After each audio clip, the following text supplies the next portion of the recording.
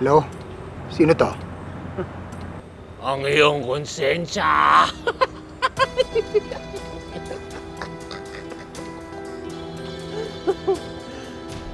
Joke lang! Joke lang. Alam ko namang wala ka doon, Doc Frank. Sino ka bang si Raulo ka? Sorry na. Napatawag lang ako kasi gusto ko lang alamin kung nakuha mo yung pinadala ko. Hindi ako nakikipaglaro sa'yo. Hindi rin naman ako nakikipaglaro. Seryosong usapan to, Doc Franco. Nakasalalay dito ang pangkabuhayan showcase ko.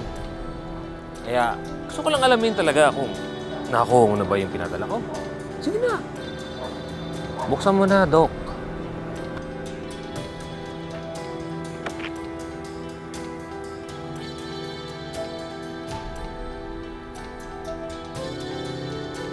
Ako si Melanie Arevalo, 46 na taong gulang.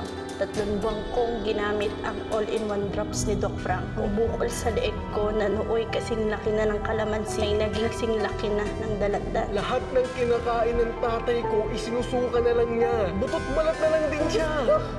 Kung alam ko na magkakaganito, hindi ko na sinubukan ang produkto ni Doc Franco. Ano? Basa mo na? Ba't ka natameme? Surprise!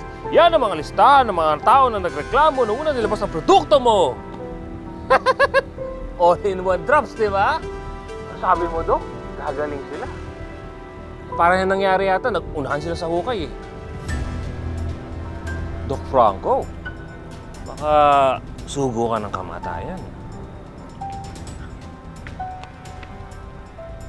Mukhang alam ko na kung saan papunta daw.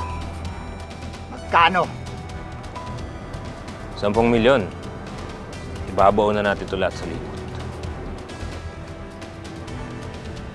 Sasairin ako ng gunggong na to kung wala akong gagawin. Huwag ako. Dahil kung tuso siya, mas tuso ako. Gagawin kong 20 milyon basta magkita tayo. Pero lahat ng ebidensyang meron ka, ibigay mo sa akin. Magkaliwaan tayo. Ayoko ng bank transfer. Baka masilip ka.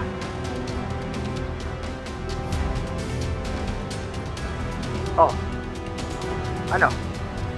Nandiyan ka pa ba? No, Doc. Oo naman, oo naman.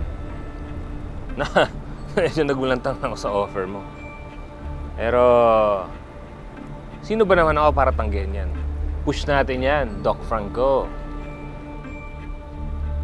Patay kang bata ka ngayon.